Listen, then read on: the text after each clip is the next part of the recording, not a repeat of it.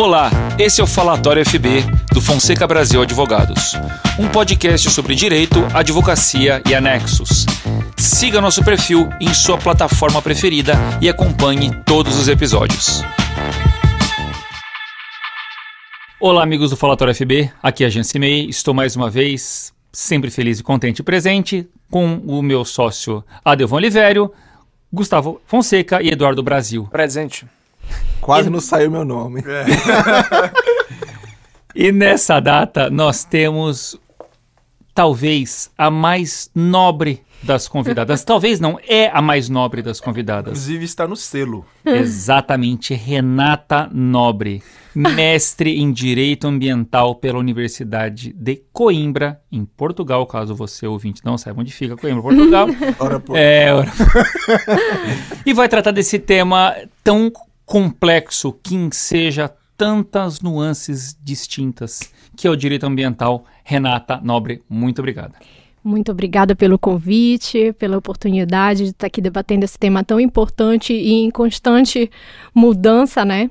Que nós vamos trazer certamente para os nossos ouvintes. Renata, dentro desse nosso início de conversa, um tema talvez seja mais punjante, que é a relação da atividade empresarial e a proteção ambiental. Porque, veja só, eu tenho uma crescente, e aí vou pedir depois para você até me esclarecer mais para o nosso ouvinte, de proteção ambiental. A gente teve a Eco 92, quando vocês eram todos crianças, eu já tinha 50 anos nessa época. Mas já é da época do Eco 92. Caiu no vestibular dele. O que é a Eco 92? Ele caiu na minha redação de vestibular aqui, que é Eco 92.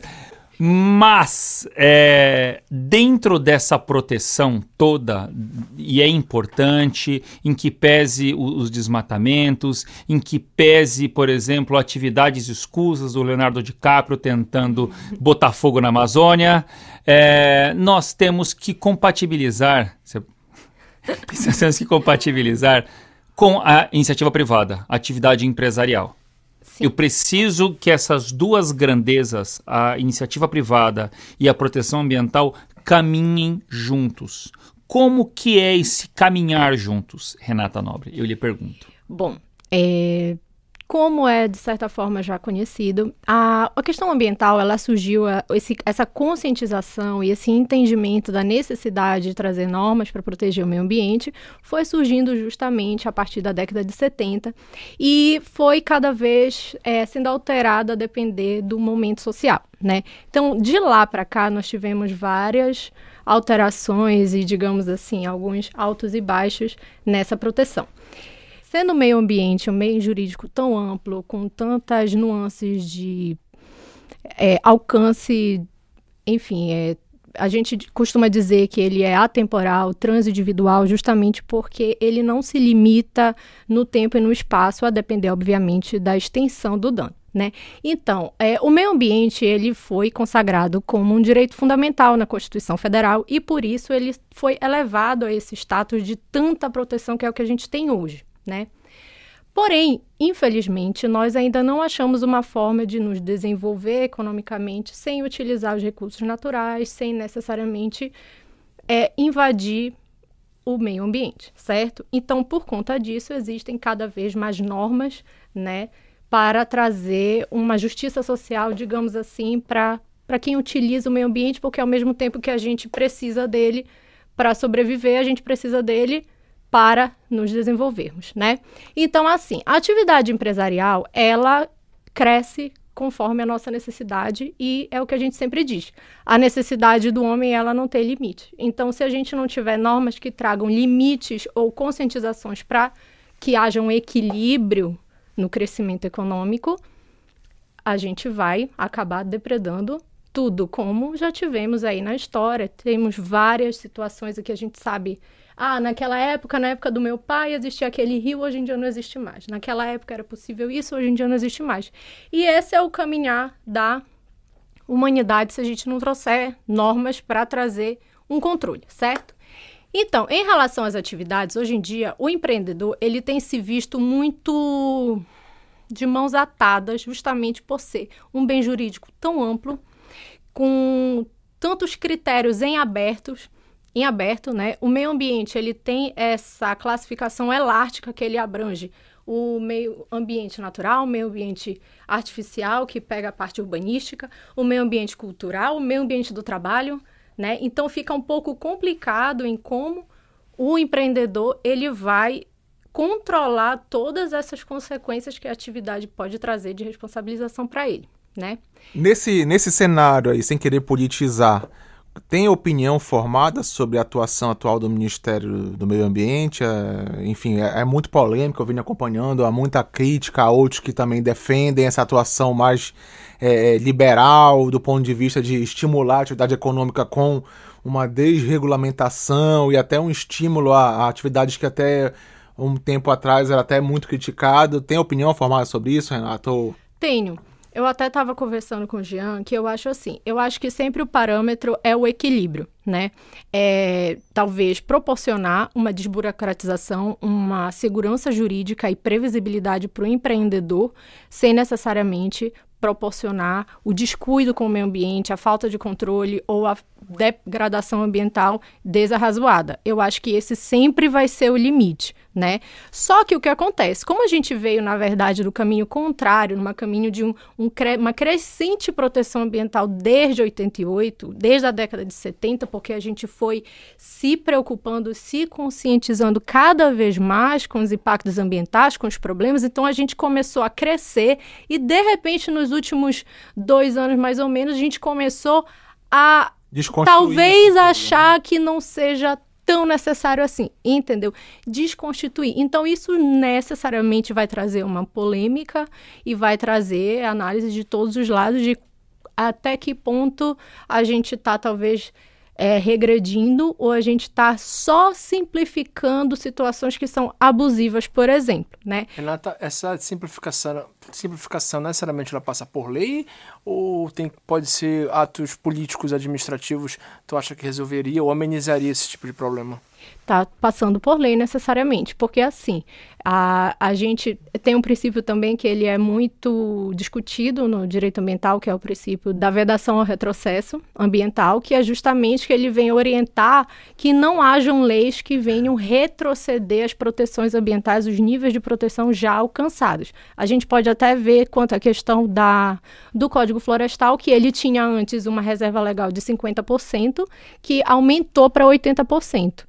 Então, como eu falei, o nosso histórico, ele vem trazendo sempre a ideia de aumentar a proteção. Então, agora, como a gente começou a andar no caminho reverso, não necessariamente para desproteger o meio ambiente, mas por uma ótica, por uma interpretação de que talvez se esteja protegendo demais um direito em detrimento de outros, né? Porque obviamente, o direito ambiental ao meio ambiente ecologicamente equilibrado é um direito fundamental, ao mesmo passo em que o direito à propriedade é um direito fundamental, o direito à liberdade econômica e outros direitos constitucionais que nós temos. Então, começou a ter um debate do tipo assim, não estamos supervalorizando, talvez, esse direito em detrimento dos outros, porque, infelizmente, a gente precisa se desenvolver. Eu acho que o direito ambiental, ele sempre deve ser o limite, ele deve trazer a reflexão de, assim, vamos desenvolver, mas vamos ver até que ponto isso não pode alterar a qualidade do ar, alterar a qualidade do solo, algo do tipo. Então, ele sempre deve ser o freio.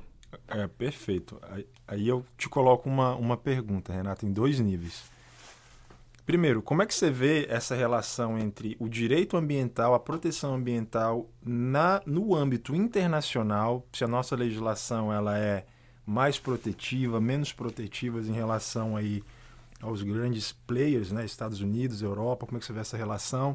E dentro do Brasil, como é que você vê as políticas internas em relação à proteção ambiental para o norte e para as outras regiões? Quer dizer, o governo se preocupa mais com a proteção ambiental no norte ou é uma política atual que quer explorar? Eu não estou falando de questão política no sentido partidário, mas você tem política no sentido de governo estatal. Políticas públicas. Né? Uhum. Você vê que tem um equilíbrio aqui dentro ou não, que pode melhorar? Como é que você vê essa situação?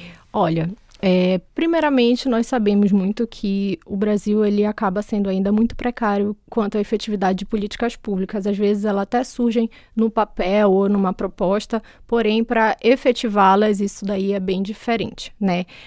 A questão da fiscalização, ao mesmo tempo que ela é necessária, ela também muitas vezes é abusiva. E essa falta de enfim, previsão até legal mesmo de como o empreendedor pode ser visto nisso, vem trazendo margem para a ilegalidade, porque agir na legalidade é muito inseguro para o empreendedor. Então, vamos supor, a pessoa que trabalha com madeira, né? Ela tem um controle muito rígido de transporte e tudo mais, e, enfim, a própria Extração. Desde a extração, desde o plano de manejo até o último lá que vai receber, desde passando pela serraria, tudo isso é controlado hoje em dia. Porém, as formas de controle, as fiscalizações, elas veem, no caso, a fiscalização vê o empreendedor já como sempre em má fé, justamente por essa falta, por essas normas algumas vezes muito amplas e elásticas e essa proteção extrema no meio ambiente, que eu não estou aqui querendo dizer que ele não merecem, muito pelo contrário, na verdade merece, o problema só é como a gente vê em como trazer na prática o equilíbrio, né? E não talvez supervalorizar e deixar os empreendedores, né, que na verdade vão favorecer a todos nós, porque todos precisamos dos insumos naturais para viver, certo? Em uma condição de que ele seja obrigado a atuar pela ilegalidade, porque as normas são elásticas, elas são sem critérios fluidos, critérios abertos, em que deixam eles à margem do fiscal, à margem do órgão, esperando anos por uma decisão, às vezes padecendo sobre essa visão de sempre estar em má fé, de sempre estar errado, né? O empreendedor, hoje em dia, um madeireiro, geralmente já é visto como criminoso. A pessoa trabalhou com madeira, com extração de madeira. Sim. Naturalmente, você já olha aquele como uma pessoa que está fazendo alguma coisa errada. E nem sempre é assim, né? Como esse e outros ramos, tem pessoas sérias, claro, tem as pessoas erradas que acabam sucumbindo aí por força das suas próprias razões, mas também por força de a gente ter critérios muito elásticos e muito frágeis, às vezes, para delimitar e para deixar o empreendedor seguro de que ele pode fazer exatamente como a lei diz. O Brasil, em comparação com outros países, ele tem normas muito benéficas para o meio ambiente, tanto é que quando nós colocamos o direito ao meio ambiente ecologicamente equilibrado na previsão constitucional, isso foi visto como algo pioneiro em relação ao mundo, porque ninguém tinha elevado ao status constitucional o direito ao meio ambiente. Então, o Brasil, em regra, do ponto de vista legal, ele tem sim instrumentos, ele tem previsões. O problema é a aplicação dessas normas e o problema é a questão de normas sem critérios de efetividade, em que a gente até tem a previsão, mas a gente não consegue aplicar. Por exemplo, a Política Nacional do Meio Ambiente, que é de 81, e nós até hoje, o nosso instrumento principal e que as pessoas até hoje ainda debatem sobre os seus excessos ou as suas benesses é o licenciamento ambiental. Temos outros instrumentos que jamais foram aplicados, então a gente se resume à política pública, aos instrumentos primordiais, o licenciamento ambiental, que é de controle prévio. Renata, e a gente aqui situado no coração da Amazônia? Primeiro, a Amazônia é o pulmão do mundo. Essa é da época do Jean também, sabia. Do vestibular do Jean. Eu estava aguardando uma pergunta tua vindo. Segunda, na minha época estavam plantando a Amazônia. Esse regramento protetivo que nós temos no Brasil de forma geral, a ineficiência de como executar isso, que já é muito protetivo, as leis que você está me falando aqui, ao mesmo tempo protetivo, elas têm conceito muito aberto, abstrato. O conceito já é aberto, enfim, a própria natureza do conceito já é ser aberto. Uhum. Como é que nós ficamos aqui no meio da Amazônia? Temos floresta, temos muito minério. Como é que deve situar o empresário aqui? O que ele deve fazer para poder trabalhar, operar aqui no interior do Pará, por exemplo? Como é que tu vislumbra uma atuação de um minerador ou de um madeireiro, como tu citou aqui no interior do Pará? Como é que seria? Muita luta. O que acontece? Como eu comecei falando ainda agora, a gente está vindo de um cenário, de uma visualização de que a proteção ela é em primeiro lugar. Em primeiro lugar, protege, para depois a gente ver se é possível explorar, se não é possível explorar. E esse paradigma, digamos assim, ele está mudando. Na verdade, a exploração ela está tomando mais atenção à necessidade da utilização dos recursos do que a própria proteção. Então, assim, antigamente, né? Esse antigamente que não é de tão longe assim, os empreendedores tinham muita dificuldade, como eu disse, porque as normas elas não traziam segurança e previsibilidade para a atuação deles. Então, muitos deles atuavam na clandestinidade porque era caro demais, abusivo demais, às vezes, se submeter às normas corretas, né? Muitos empreendedores, principalmente, enfim, madeireiros ou alguns garimpeiros, eles falam isso. Eles falaram, doutora, mas a gente quer fazer, a gente vai lá, faz todo o processo minerário e tudo mais, aí a gente tem toda a fiscalização, tem que comprovar tudo, fazer os projetos e pagar tudo, e aí quando a gente descobre, estão lá explorando clandestinamente porque a gente ficou esse tempo inteiro. Se aproveita, exatamente. Né? Então, assim, é um desestímulo para tentar evitar relembrando, inclusive, né? Porque imagina, quando o empreendedor começa a fase de pesquisa, ele já está anunciando que aquela área ali pode ter uma jazida, e muito provavelmente tem, porque ele já está querendo a pesquisa. E isso se dissemina ali na região. E qual é o problema? Essas áreas são geralmente áreas longes, áreas rurais, áreas que não têm controle, que não tem fiscalização, não tem polícia geralmente. Então são áreas que são vulneráveis para esse tipo de atuação. Não tem como colocar alguém para dar tiro no explorador. Não pode. Exato. Então, assim, o que acontece? A pessoa, em regra, que quer explorar, hoje em dia aqui, ela está se valendo de alguns instrumentos muito mais benéficos, como, por exemplo, também a Lei da Liberdade Econômica, que ela está vindo trazer algum respaldo para esse empreendedor, para que ele não seja abusivamente tratado como se ele tivesse fazendo algo de errado por estar explorando um recurso natural, e também para que ele não seja surpreendido com exigências descabidas dos órgãos públicos, né? Para que ele possa ter justamente uma previsibilidade bem maior. Por exemplo, eu conheço algumas mineradoras que têm não sabem, até hoje não se tem por definição. Até hoje, acho que já está resolvida a situação, teria que ver, mas até onde eu acompanhei, ela não sabia por onde ela iria licenciar, porque ela tentava ir para a SEMA dizia que era do IBAMA, chegava no IBAMA, o IBAMA dizia que era da SEMA, conflito negativo de competência, e aí ela ficava, e onde é que eu vou fazer o meu licenciamento, e eu quero explorar, e aí como é que é? E isso não tem muito tempo, a gente não está falando de 5 anos atrás. Você acha que a Lei de Liberdade Econômica ela facilitou a questão do trâmite burocrático? Em que sentido? Ela facilita porque ela impede que... Porque assim, quando a gente vai fazer o licenciamento ambiental, necessariamente a gente precisa estabelecer medidas compensatórias, medidas reparatórias, porque se a gente já está passando por um licenciamento ambiental, isso quer dizer que o empreendimento traz impactos ambientais, porque senão ele estaria dispensado. Então, se ele já está no instrumento de controle, ele é impactante.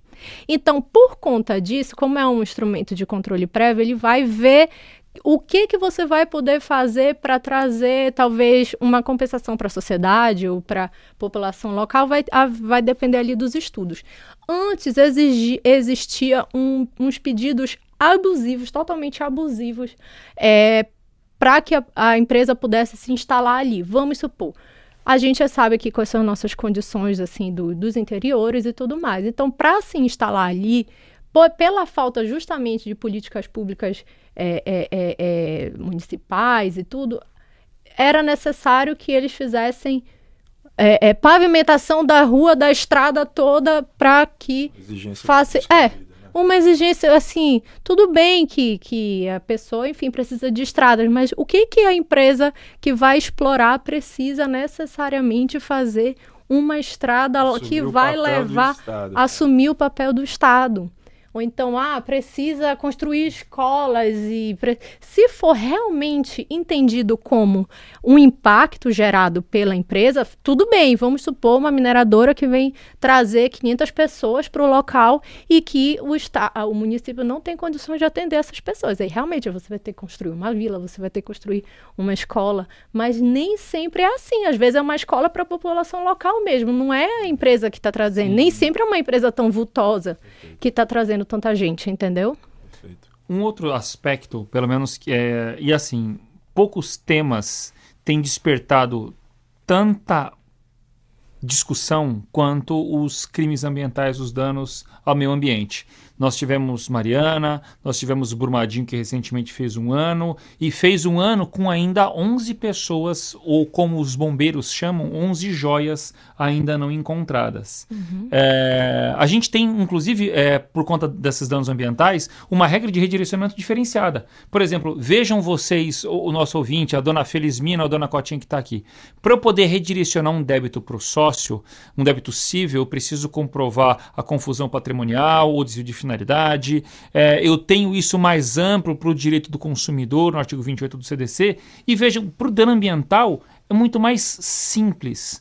Como funciona a proteção do meio ambiente, que tem essas facetas, a faceta de reparação de dano, a faceta da responsabilização criminal, a faceta de proteção das pessoas que se valem do meio ambiente, não só o grande empresário, mas o pescador, que vai deixar de pescar no rio poluído. Como que a legislação guarda essas pessoas?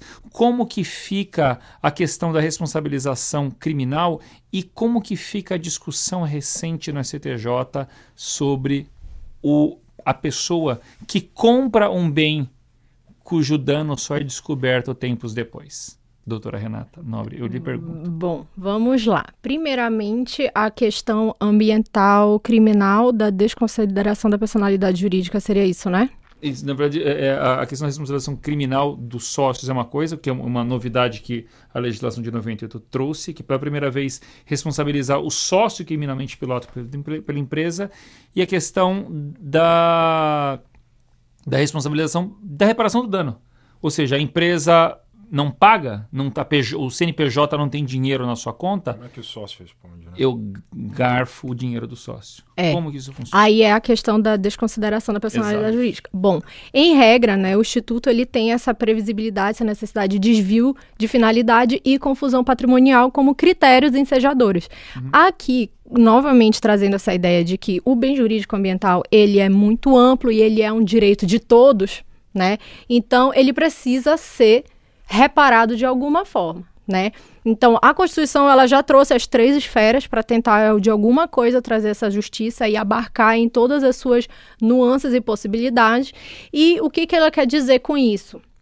Que basta que a empresa, que a pessoa jurídica, ela seja um obstáculo, a existência da pessoa jurídica traga um obstáculo ao ressarcimento do dano.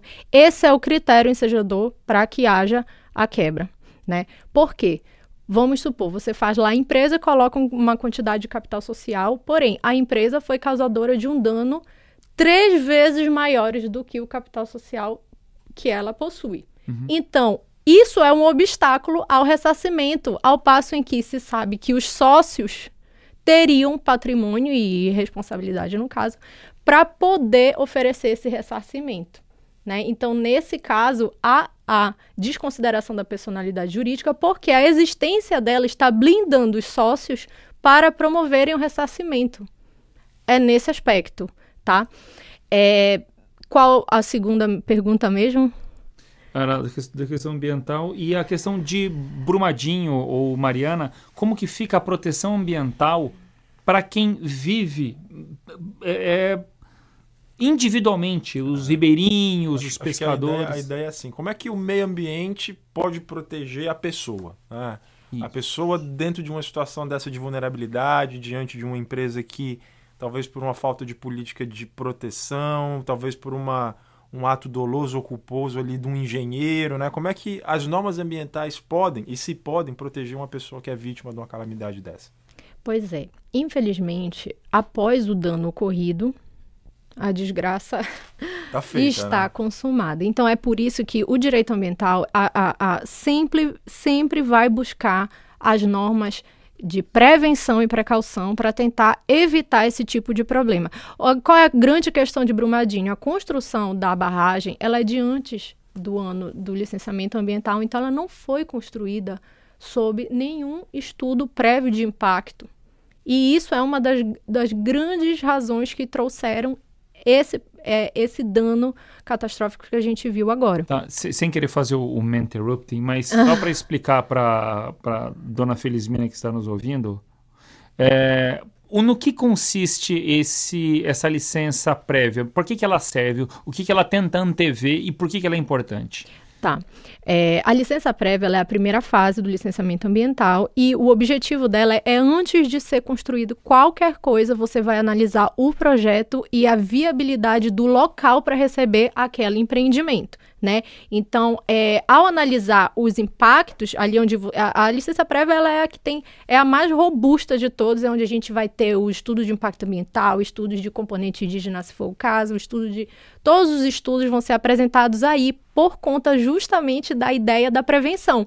Do que adianta eu estudar os impactos e ver os problemas depois do empreendimento estar construído, né? Então, a ideia é ser tudo antes. Então, ali não tem nada construído, a gente só tem um projeto e o local onde ele vai ser implementado. Então, é muito comum, às vezes, na fase de projeto, haver as determinações de alteração do projeto, de alteração do local. Olha, esse local está saturado, ele não aguenta mais receber nenhuma atividade impactante. Ou você desiste da atividade, ou você procura, ou você adapta, tudo na fase ainda de projeto da licença prévia. Aí adaptou, passou, é viável para aquela região em que foi escolhida? Ok, vai para a fase da instalação, que é a LI, onde aí você vai começar as obras. E depois de feita todas as obras, você vai passar por outra vistoria, análise de projeto e o que foi feito, para passar para a operação, que é a atividade em si. Então, veja que interessante, ouvinte. Eu tenho a minha propriedade, eu quero exercer a minha atividade empresarial, mas eu preciso mostrar para o Estado se eu vou gerar ou não prejuízo, quanto de prejuízo, e aí, doutora Renata, ele faz uma outra pergunta. O Estado, se entender que gera risco, que isso é arriscado para a população, ele tem poder de vetar aquela construção, ou seja, ele tem poder, ao vetar a minha construção, de limitar o meu uso da propriedade que é minha, sim ou não? Sim, tem. Tem porque o Estado, ele é a pessoa em que vai defender, né? Não que o direito seja do Estado, certo? Ao meio ambiente, o direito é nosso, mas ele é quem faz o controle. Cabe ao poder público fazer o controle da utilização do meio ambiente. Então, assim, uma atividade impactante, ela é controlada pelo Estado, através do licenciamento ambiental e outras normas posterior. Porém, ele tem sim o poder de fazer o controle. A obra pode estar construída e ser embargada porque ela não cumpriu o projeto da fase preliminar. Isso pode acontecer. Aí, num caso concreto, vai ser visto se é possível adaptar ou se vai ter que demolir ou qualquer outro tipo de sanção. Isso é, sim, possível na prática. Perfeito. Eu agradeço imensamente. A gente, inclusive, se excedeu um pouquinho no nosso tempo regulamentar, porque o tema é, sim, muito gigantesco. Polêmico, né? Exato. Enseja muitas informação. nuances muita diferentes, coisa, muitos detalhes, mas eu espero que tenha trazido a você, ouvinte, uma dimensão do que toca. Desculpa interromper, meu Claro. querido cabelos grisalhos, meu Richard Gere aqui. É só uma observação, não é uma pergunta. Que hoje nas facetas, não só do direito na questão minerária, na questão da exploração da atividade rural, mas para qualquer atividade econômica, você precisa de saber trabalhar com as normas, com as diretrizes ambientais. O varejo ambiental está aí, para quem tem farmácia, supermercado, concessionário. Então, o direito ambiental e áreas afins, como direito minerário, estou falando do senso urbanístico, ele permeia qualquer relação da Muitas atividade vezes é econômica. negligenciado, né? Muitas vezes é negligenciado. Você Exato. precisa de um profissional que conheça aquela legislação específica para poder complementar e poder a própria empresa ter atividade de forma regular e apta. De Em compliance especial na parte Exatamente. consultiva, em especial no Apesar de início ser da no atividade Brasil, cerimonial. procurar ter segurança jurídica. O compliance que o Adevon falou, pelo menos o cuidado preliminar é interessante, porque eu estava conversando, antes da gente gravar, ouvintes, com a doutora Renata, que teve uma discussão de uma súmula bastante recente do STJ de 2018 sobre a responsabilidade do adquirente. Ou seja, eu que acabei de comprar uma área para industrializar, detecto que já tem um vazamento do antigo proprietário. Só que, exatamente, Uma a dona Cotinha incorreta que... de resíduos. Exato. Um desmatamento. Ela despejava o óleo que ela fritava o camarão no quintal, Exato. gerou um dano ambiental para um lençol freático lá. A culpa é do Jean que comprou É o da obrigação imóvel com uma obrigação própria terreno. Então tem uma série de pequenas nuances e assim, é um tema que demanda um cuidado muito grande, uma atenção e estudo redobrado e espero que ao ouvinte que esse nosso debate nessa data tenha crescido um pouco mais do que a gente discute, o que a gente fala e aumentado o repertório deles sobre o direito ambiental. Muito obrigada, doutora Renata Nobre, pela sua nobre presença. Eu adoro Um trocadilho. Um pequeno trocadilho. Trocadilho difícil de alcançar, aliás, né? E agradeço a todos, muito obrigado, meus amigos. Obrigado, aos obrigado. nossos Muito obrigada, ouvintes. Até gente. o nosso próximo programa. Um grande abraço.